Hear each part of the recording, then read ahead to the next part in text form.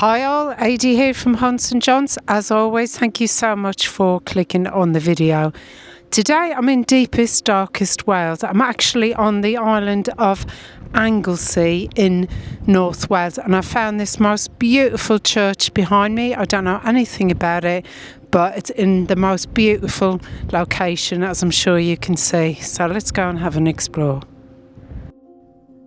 Perched high above the rugged coastline of Anglesey, with sweeping views across the Irish Sea, stands one of Wales's most remarkable and peaceful churches.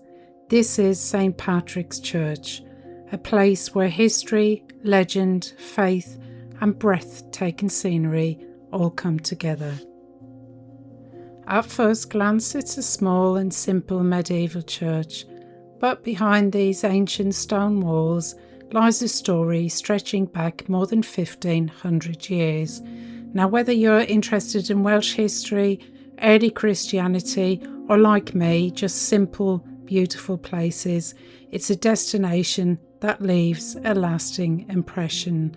And the story of this beautiful little church begins in the 5th century with one of the best known saints in the Christian world, St Patrick, who is of course the patron saint of my homeland, Ireland. According to local tradition, Patrick was travelling across the Irish Sea around the year 440 when his ship was caught in a violent storm, which isn't surprising. If any of you have ever crossed the Irish Sea on a ferry, you know how choppy that can get. Now, his vessel is said to have been shipwrecked on a small rocky island just off the coast, which is now known as St Patrick's Island. Now, miraculously, Patrick survived and he made his way ashore onto the Anglesey coastline, and he found shelter here in a cave beneath the cliffs. But nearby was a fresh spring, which is now known as St Patrick's Well, and he was able to recover here after his terrifying ordeal. Now, Patrick, in gratitude for his survival, is said to have founded a small wooden church on the cliff top overlooking the sea, and that humble place of worship gave the area its name, and I'm going to apologise in advance for my pronunciation, Llanbadrig in Welsh, and that means the Church of Patrick.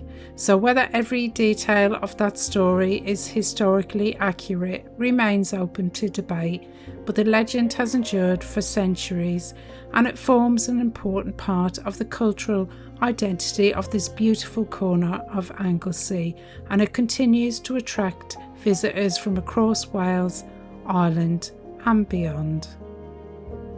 One of its oldest treasures in here would have been the Norman sandstone font that you would have seen just as we came in through the door, and that dates from the 12th century, and it's been used for hundreds of baptisms over the years, and it connects today's visitors directly with the generations of worshippers stretching back nearly 1,000 years.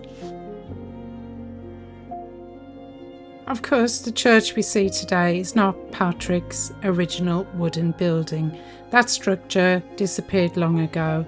Instead, the present stone church was built during the medieval period, most probably in the 12th century, making it one of the oldest surviving churches on Anglesey. And later, during the 14th century, the church was enlarged, and that included the addition of a longer chancel, giving it much of the appearance that it retains today. But despite these changes, St Patrick's has never lost its intimate atmosphere, and unlike all the grand cathedrals and churches found in Britain, this church feels wonderfully modest. Its thick stone walls, low roof and simple design reflect the practical craftsmanship of medieval Wales. In the late 19th century, extensive restoration work was carried out, and it was paid for by Henry Stanley, who was the 3rd Baron Stanley of Alderley. Now, Lord Stanley was an extraordinary figure for this time because he converted to Islam whilst remaining a member of the British aristocracy, and his influence can still be seen inside the church today. Now, rather than choosing traditional Victorian church decoration, elements inspired by Islamic and Middle Eastern design were incorporated into the restoration. You can see it here today in the decorative tiles featuring intricate geometric patterns, and they create an appearance unlike almost any other church in Wales. It's a very unexpected combination, an ancient Christian church displaying artistic influences from Islamic architecture, but it tells such a fascinating story of cultural openness and personal conviction during the Victorian era.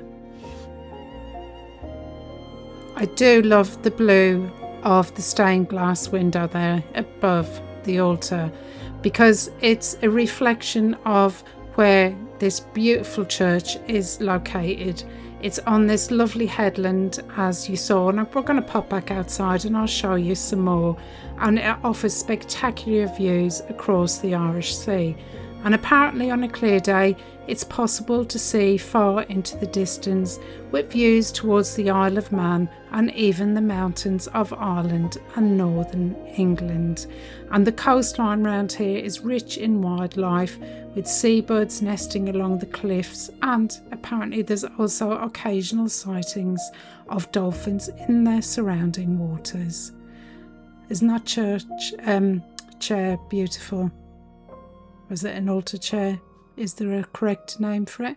If there is, please do let me know in the comments.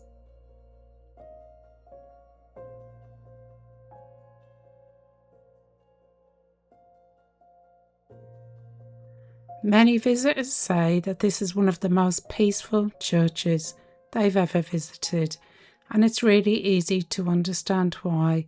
The dramatic landscape really creates a feeling of isolation, and I doubt that's changed very little over the centuries. And just above the door here, just before I went out, I noticed there is a bier, and that's where they would have used that to put the coffins on, to bring them into the church, and then to take them on out into the graveyard where we're going to go now, so they could be laid to rest. The combination of rugged cliffs here, wildflowers, coastal paths, and uninterrupted sea views makes this one of the most picturesque church settings anywhere in Britain.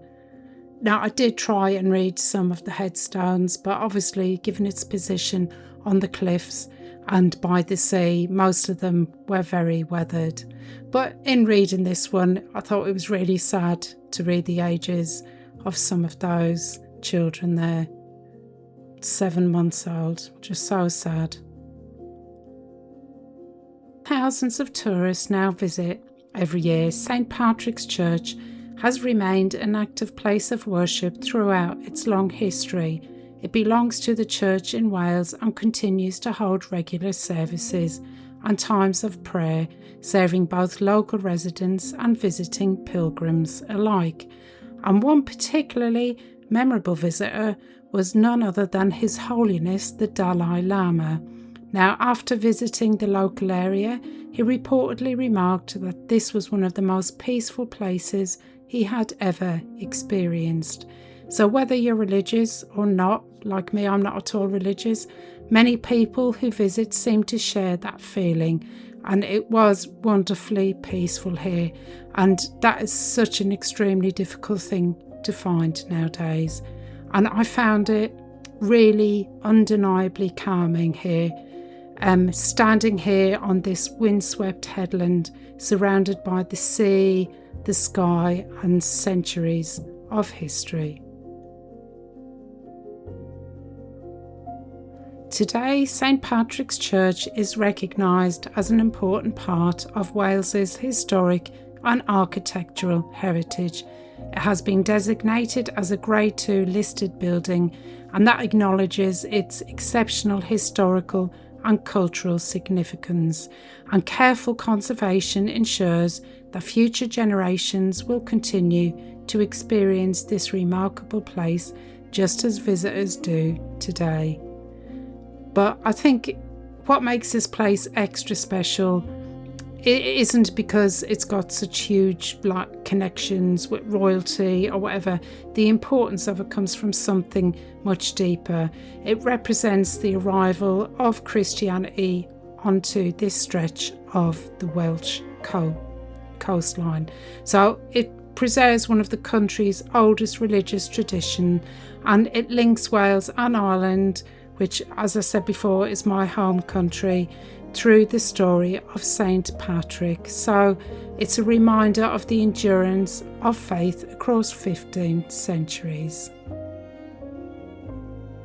I'm going to wrap the video up here. I do hope you enjoyed it, and if you did, if you could please like, subscribe, hit the hype button, do all of those things, I really would appreciate it. Sorry the video's not that long, but what a fantastic location. Anyway, thanks again, and I'll see you for the next one. Bye for now.